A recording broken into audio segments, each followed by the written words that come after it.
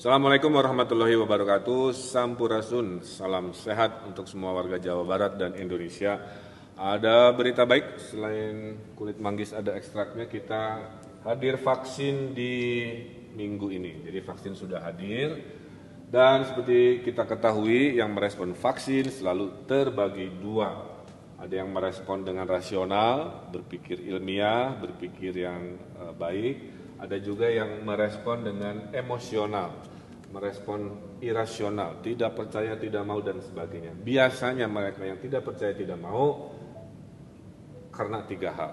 Satu, bertanya bukan pada ahlinya, ada yang tanya ke musisi, ada yang nanya ke profesi arsitek, hal-hal yang sebenarnya bukan bidangnya.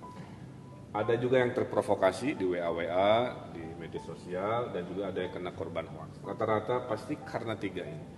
Nah, saya fokus ke orang-orang rasional yang bela negara, menyelamatkan negara agar pandemi cepat selesai. Mereka biasanya tetap bertanya, tapi bertanya kepada mereka yang menjadi referensi. Satu, bertanya ke ahli vaksin. Dokter juga banyak, tapi tidak semua dokter paham virologi atau vaksin. Tanyanya ke dokter yang ahli vaksin. Kedua, apakah aman untuk diedarkan? Bertanyanya ke BP POM. Ya. Ketiga, apakah halal? Karena ini juga prasyarat kita mayoritas muslim, maka bertanya ke ulama. Biasanya mereka di kelompok A yang rasional ini karena mendapatkan informasi dari tiga pihak ini.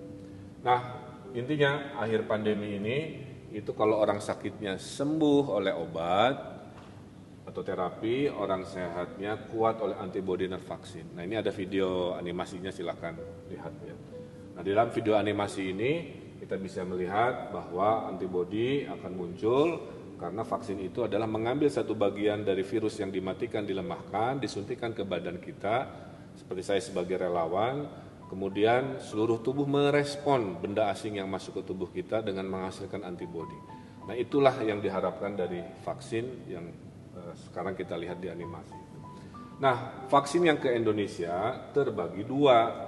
Ada vaksin Bio Farma Sinovac yang saya jadi relawan, ya, dan saya sudah disuntik 2 kali. Ada vaksin yang beli jadi yang minggu ini akan diedarkan. Ada merek Pfizer, ada merek AstraZeneca, ada merek Sinovac sendiri. Nah, Sinovac ini sudah dites di Turki, sudah dites di Brazil, dan bersama Bio Farma dites di Indonesia. Hasilnya kata WHO nih, ya, jika sudah di atas minimal 50% kemanjuran atau efikasi, itu sudah sangat baik ya, menyelamatkan pandemi seperti waktu cacar dulu juga hal yang sama. Ternyata alhamdulillah yang di Indonesia kemanjurannya efikasinya 65,3 yang saya. Kemudian yang di Brazil itu 78%, bahkan di Turki bisa sampai 91%. Nah, inilah yang dibeli oleh pemerintah pusat di tahap 1 yang dilaksanakan di Januari bulan ini. Nanti yang merek lain atau yang Bio Farma itu bisa tahap 2 atau tahap 3. Dan berita baiknya khusus yang di Indonesia, ternyata sekian waktu setelah disuntikan antibodi munculnya berlimpah, panen 99% antibodi. Ini keterangan dari Profesor Kusnandi sebagai tim ahli vaksin di Bio Farma, alhamdulillah.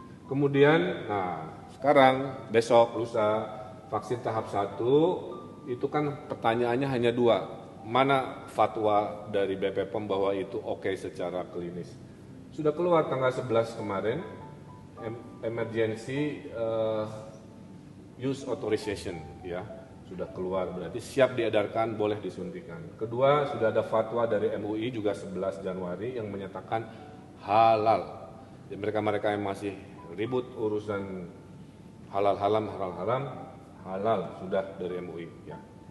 Nah, siapakah di tahap 1 adalah mereka-mereka yang di depan, ya. Pertama, banyak warga nanya, ya pimpinan dulu, pemimpin dulu, dites dulu. Ya udah, maka pimpinan negara termasuk presiden, kemudian pimpinan daerah akan menjadi teladan di awal, sehingga kita bersama-sama rakyat. Kedua, tenaga kesehatan, supaya mereka yang ngurusin pasien COVID badannya kuat, ya, tidak khawatir lagi oleh kebocoran-kebocoran. Dan ketiganya adalah profesi rawan COVID yang pelayanan publik, banyak ketemu orang dan sebagainya. Yang terpenting, vaksin itu hak atau kewajiban? Boleh milih enggak? Jawabannya dalam situasi pandemi itu adalah kewajiban. Mungkin kalau tidak pandemi statusnya tidak darurat, itu adalah pilihan, ya, seperti yang pernah kita alami. Tapi kalau sudah situasi darurat pandemi, Anda yang sudah terdaftar, ya sudah diharapkan datang dan tidak melaksanakan, itu masuk kategori membahayakan kesehatan keselamatan masyarakat dan negara. Ada dua undang-undang, ya, Undang-Undang 4 Wabah tahun 1984 dan Undang-Undang Kekarantinaan Kesehatan. Dua-duanya menyimpulkan bahwa Anda yang menolak itu tanpa alasan yang jelas, Anda ini masuk kategori yang membahayakan kesehatan masyarakat, bisa ditahan, bisa didenda, ya. Makanya bervariasi, tapi intinya itu. Nah, harapannya Anda masuk golongan ini, rasional, ya, semuanya sudah saya jelaskan. Tidak masuk golongan ini, ya, di minggu-minggu ini dan seterusnya, dan berharap sesuai arahan Presiden, kurang dari 1 tahun semua bisa divaksin sesuai yang kriteria, maka 2021 adalah tahun pulih pandemi dan tahun pulih ekonomi. Nah, dengan begitu kita bisa sekolah lagi, kita bisa belanja lagi, kita bisa berlibur lagi dengan lebih rileks, tapi tetap vaksin ini bukan 100% jaminan, kecuali ada ridho Allah Subhanahu wa Ta'ala, ya. Tetap 3M, menjaga jarak, memakai masker, mencuci tangan, sebagai budaya baru adaptasi sampai betul-betul terbukti nanti kasus vaksin turun. Itu sedikit penjelasan tentang kenapa, siapa, bagaimana vaksinasi COVID-19 di Jawa Barat dan di seluruh Indonesia. Semoga memberikan penjelasan yang memberikan jawaban. Hatur nuhun, tetap semangat, jaga kesehatan, jaga diri, jaga keluarga, dan jaga negara kita.